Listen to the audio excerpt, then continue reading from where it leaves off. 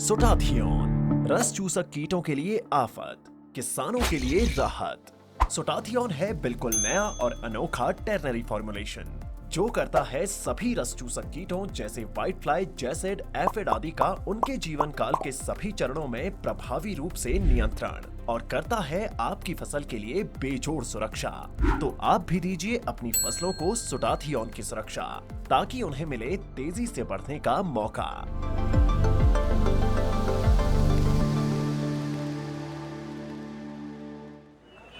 नमस्कार, मैं हूं प्रमोद और आप देखना शुरू कर चुके हैं thesadkanaama.com। इस वक्त मैं मौजूद हूं सिरसा में।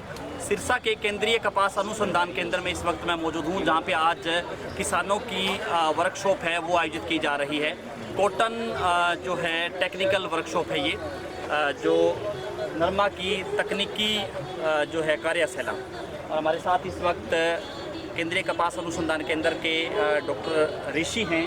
और जैसा कि आप सब लोग जानते हैं कि इन दिनों किसान हैं वो कॉटन में गुलाबी सुंडी से सामना कर रहे हैं और जो फसलें हैं वो भी काफ़ी जो है बर्बाद भी हुई हैं गुलाबी सुंडी को लेकर के, क्योंकि यहाँ पे आपको सारा जो इस चक्कर के बारे में बताएंगे कि गुलाबी सुंडी किस तरह से काम करती है और इसकी रोकथाम है वो किस तरह से की जा सकती है। सबसे पहले फेरोमोन ट्रैप है, उसका भी यहाँ पे जो है डिस्प्ले किया हुआ है तमाम जो है जानकारी के लिए। सर बहुत बहुत स्वागत आपका पहले तो। Thank you.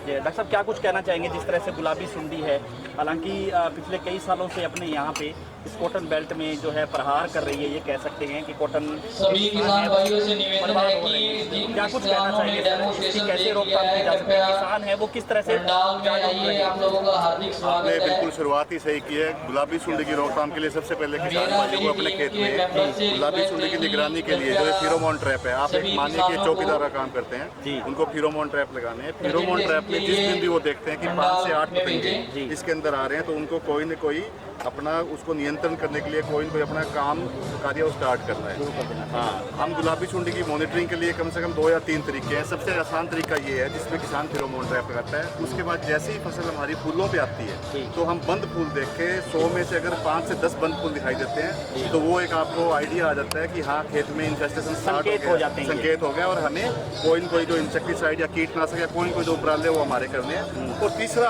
जो तरीका है जो इस स्टेज पे जो आप पूछ रहे हो, इस स्टेज पे मैं सभी किसान भाइयों से एक ही विनती करता हूँ, मेरी एक ही गुजारिश है कि अपने खेत में प्रति एकड़ 20 हरे टिंडों को खोल के जरूर देखें। जैसे कि आप देख रहे हो ये हरे टिंडे, इन टिंडों को जब आप अंदर से खोलोगे तो खोलने के बाद आपको टिंडे अंदर से जो इन्फेस्टेशन है वो खराब टिंडे आपको क्लियर दिखाई देंगे। अगर आपको 20 में से 2 टिंडे खराब दिखाई दे रहे हैं और अगर उसमें इस तरह सुंडी भी विद्यमान है, लार्वा भी है, तो डेफिनेटली आपको इंसेक्टिसाइड का प्रयोग करना है। इंसेक्टिसाइड के लिए शुरू से ही हमने किसानों को स्ट्रेटजी बना के दी हुई है कि फसल के शुरुआती दौर में पहले 7 दिन तक चाहे उनके खेत में रस चूसक कीटों का प्रकोप हो या सुंडियों का प्रकोप हो, उनको नीम आधारित कीटनाशक जैसे कोई निम्बिसिडिन है, चूक है, इंडोनीम है, नीम बाण है, जो भी नीम आधारित कीटनाशक है, या वो अपने घर में 5 किलो NSK नीम सीड कर्नल है उसको तोड़ के उसका बना के घोल बना के उसका प्रयोग भी कर सकते हैं। 60 दिन के बाद जैसे जैसे सीजन आगे जा रहा है और किसान को लगता है कि ये तीनों तरीकों से कोई न कोई तरीके से उसके खेत में उसको लग रहा है कि उसके खेत में गुलाबी सुंडी का प्रकोप हुआ है, तो किसान भाई जो 60 से 90 दिन वाली विंडो है उसके लिए बहुत सारे कीटनाशक है हमारे पास। जैसे परफेनोफॉस है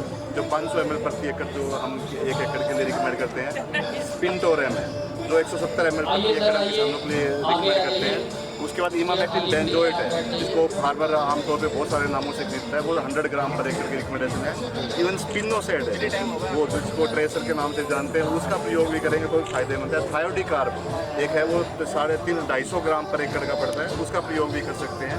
तो इस तरीके से बहुत सारी इकालेक्स है, क्यूनल फोर्स जो है 20 AF है, उसका फार्मर प्रयोग कर सकता है। क्लोरपाइरिफॉस 1 लीटर है उसका प्रयोग भी कर सकता है। पर ये 60 से 90 दिन वाली विंडो के इंसेक्टिसाइड है जो किसान यूज़ करते हैं। एक ही चीज़ का ध्यान रखना है कि जो पानी की मात्रा है वो 150 से 200 लीटर के बीच में रखें, बहुत अच्छी तरह से कवरेज से ही स्प्रे करें, तभी उसके अच्छे रिजल्ट आएंगे। 90 दिन के बाद जब फार्मर हमारी फसल आगे बढ़ रही है और उसको लग रहा है कि इन 3 तरीकों के कारण कोई न कोई तरीके से उसको फिर दोबारा सुंडी का हमला या प्रकोप दिखाई दे रहा है, तो वो इन्हीं दवाइयों में से बदल के कोई दवाई को रिपीट कर सकता है। पर 120 दिन के बाद हमारे पास कुछ ऐसे कीटनाशक है जो हम फसल के आखिरी दौर में करते हैं, जिसको हम आमतौर पर सिंथेटिक पायरेथ्रोइड बोलते हैं। उसके अंदर आपका साइपरमेथ्रिन है, डेल्टामेथ्रिन है, लैम्डासाइलोक्सिन है, बीटासाइक्लोथ्रिन है, फेनप्रोपेथ्रिन है, बहुत सारे ऐसे इंसेक्टिसाइड है। और वो 15 सितंबर के बाद ही हमें प्रयोग करने हैं। 15 सितंबर से पहले उनका प्रयोग करने की हम उनको बिल्कुल भी परामर्श या एडवाइस नहीं देते, क्योंकि अगर उसका पहले छिड़काव करोगे तो आपके खेत में दूसरे रस चूसक कीटों का प्रकोप है वो बढ़ सकता है। तो मेरा इस स्टेज पे एक ही मानना है, अगर किसान जागरूक है, अगर वो सही तरीके से मॉनिटरिंग करता है तो पिंक बॉलवर्म से खेत को बचाना आसान है। आप खेत में सीधे हरे बॉल देख के कभी निश्चित ना हो कि आपके खेत में कीड़ा नहीं है। हरे बॉल खोलने के बाद ही पता लगेगा कीड़ा कितना है, और उसके बाद अगर कीड़ा मिलता है तो आपके साथ बहुत सारे कीटनाशक है। हमेशा कीटनाशक बदल करके प्रयोग करें, अच्छे से प्रयोग करें, पूरी मात्रा डाल दें, पूरा पानी डालें। डेफिनेटली किसान भाई है, पिंक बॉलवर्म से मैनेज अपनी फसल को कर सकते हैं। इस बार की अगर मैं आपको बताऊं तो जो हमारे रूटीन में सर्वे चल रहे हैं, बहुत सारी लोकेशंस पे हमें पिंक बॉलवर्म का डैमेज हो जो 8,000 से नीचे मिल रहा है। और जहाँ जहाँ मेरे किसान भाई थोड़ी चूक करके छिड़काव करने में लेट हुए या मॉनिटरिंग नहीं कर पाए, वहाँ एक आधी लोकेशन में ज़्यादा भी मिला है। पर घबराने की बात नहीं है। किसान भाइयों के लिए एक संदेश है, 1 सितंबर से 30 सितंबर तक ये पूरा एक भरपूर महीना है। फसल पूरे फूल इलाके पे है, आपके खेतों में फूल डोडी भी है, फूल भी है, टिंडे भी है, और इस 30 दिन के अंदर कम से कम फसल वो 15-20 दिन टिंडे और उठाएगी।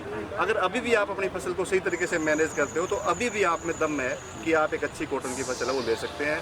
अभी भी हमें फसल को छोड़ना नहीं है, उसकी देखभाल करनी है, और जो सिफारिश किए गए कीटनाशक है उनका प्रयोग करना डॉक्टर है। साहब, एक सवाल किसानों का अक्सर रहता है कि जिस तरह से ये जो है टिंडा है, इसके अंदर जो है गुलाबी सुंडी है वो कैसे घुसती है? नहीं मरेगी, नहीं मरेगी। घुसती एक पहले सवाल तो ये है कि बिल्कुल जब गुलाबी सुंडी 4 से लेके 5-6 दिन तक अंडे की अवस्था में रहती है जी, अंडे से निकलने के बाद सिर्फ 6 घंटे तक वो सुंडी की अवस्था में बाहर रहेगी।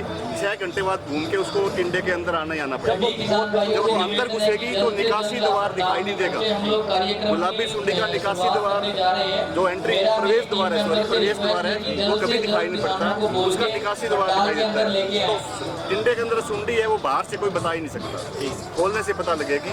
और आपके पास 6 घंटे का पीरियड होता है, पर इसका मतलब ये नहीं है कि आप 6 घंटे भी सुंडी मारनी है। अगर आपने 2 दिन पहले कीटनाशक का प्रयोग किया है, वो कीटनाशक सारा यहाँ पे लगा हुआ है, तो जैसे ही सुंडी इसके ऊपर चलेगी 2 दिन पहले का कीटनाशक से भी वो सतर्स में आके मर जाएगी। जब अंडे देते हैं, अंडे के तो बाद। घबराने की जरूरत नहीं है, बात है आपको निगरानी रखने की। तो ऐसी कोई बात नहीं है, आप अच्छे से मैनेज कर सकते हो। पर एक बार अगर सुंडी टिंडे के अंदर चली गई, उसके बाद कोई कितना ही क्लेम करे, फिर उसको मारना बहुत मुश्किल है, मरेगी नहीं। धन्यवाद। तो आपने देखा कि किस तरह से सबसे पहले जो तरीका है ये फेरोमोन ट्रैप है वो लगा करके आप जागरूक हो सकते हैं कि इसके बाद कीट पतंगे इसमें आने के बाद आपको पता लग जाएगा, ये संकेत है। उसके बाद जो फूल है यानी कि जो वो है वो एक चक्करनुमा आकार हो जाता है, बंद हो जाता है, तो ये दूसरा संकेत है। लगातार उसके बाद जो है निगरानी रखने की जरूरत है। हमारे साथ जुड़े डॉक्टर ऋषि, ज़्यादा से ज़्यादा इस वीडियो को आप शेयर कर दीजिए ताकि तमाम किसान भाइयों तक ये जानकारी जाए, खास करके कॉटन के किसान जो गुलाबी सुंडी से जूझ रहे हैं उनके लिए ये वीडियो हमने बनाया है। बहुत